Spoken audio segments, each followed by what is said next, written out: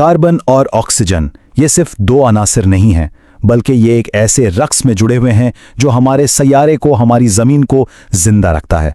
आज हम इसी निज़ाम को समझने की कोशिश करेंगे, वो पोशीदा चक्कर जो ज़मीन पर जिंदगी को मुमकिन बनाता है।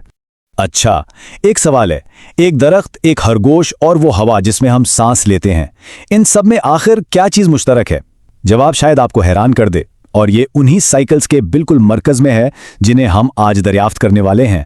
तो आज हमारे सफ़र के 5 हिस्से होंगे।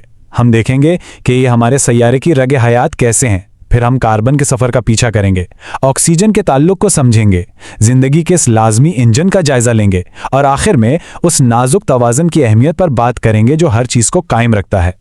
तो चलें शुरू करते हैं पहले हिस्से से, हमारे सैयारे की रगे हयात। जरा सोचें कि जमीन एक बहुत बड़ी खुदकार मशीन है जो जिंदगी को सहारा देने के लिए मुसलसल काम कर रही है।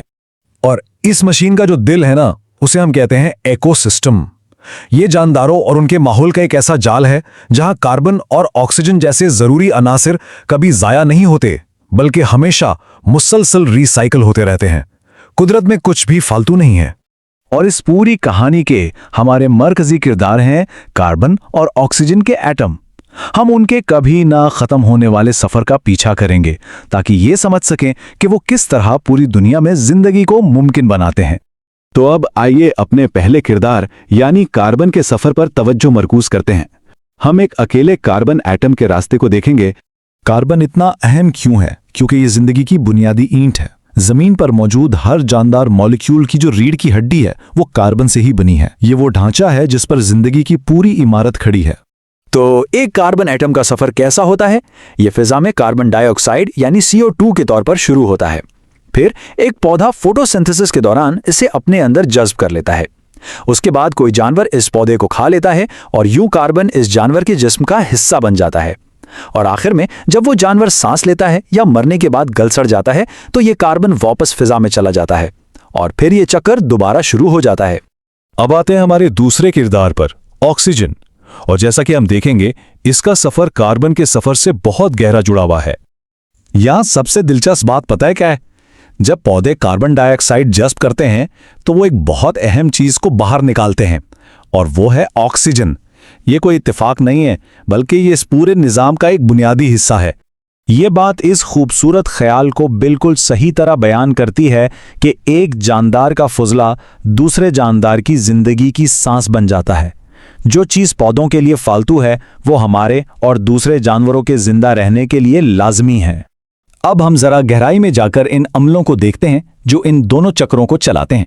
इसे स्यारे का अजीम तबादला या जिंदगी का लाजमी इंजन भी कह सकते हैं। यहां दो अहम खिलाड़ी हैं, फोटोसिंथेसिस और रेस्पिरेशन। फोटोसिंथेसिस को समझें, तामीर का अमल। पौधे सूरज की रोशनी इस्तेमाल करके कार्बन डाइऑक्साइड को तवानाई यानी शुगर में बदलते हैं और ऑक्सीजन को एक तोहफे के तौर पर खारिज करते हैं। दूसरी तरफ रेस्पिरेशन इखराज का अमल है। हम और दूसरे जानदार ऑक्सीजन का इस्तेमाल करके इस तवानाई को इस्तेमाल करते हैं और बदले में कार्बन डाइऑक्साइड खारिज करते हैं। ये दोनों एक दूसरे के बिल्कुल उलट हैं। ये टेबल इस बात को बिल्कुल वाजे कर देता है। देखें, फोटोसिंथेसिस की जो पैदावार है यानी ग्लूकोज और ऑक्सीजन, वही रेस्पिरेशन के लिए बुनियादी अज्जा हैं, और रेस्पिरेशन की जो पैदावार है यानी कार्बन डाइऑक्साइड और पानी, वही फोटोसिंथेसिस के लिए जरूरी है। ये एक बेहतरीन खुद को बरकरार रखने वाला कीमियाई लेन देन है। तो ये बिल्कुल एक ही सिक्के के दो रुख हैं। ये दोनों मिलकर एक ऐसा बंद निजाम बनाते हैं जो जमीन पर तकरीबन तमाम जिंदगी को तवानाई फराहम करता है। ये एक हैरत अंगीज तौर पर मौसर डिजाइन है। और अब हम आते हैं आखिरी हिस्से की तरफ, एक नाजुक तवाजुन। हमने ये तो जान लिया कि ये चक्कर कैसे काम करते हैं, लेकिन सवाल ये है कि ये इतने अहम क्यों हैं?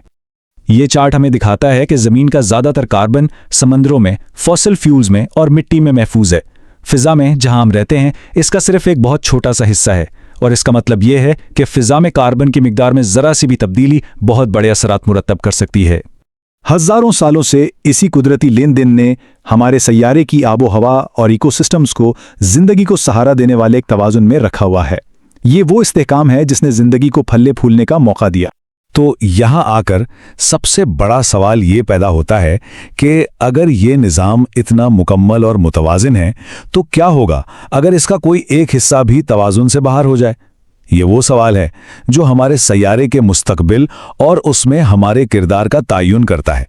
इस पर गौर कीजिएगा।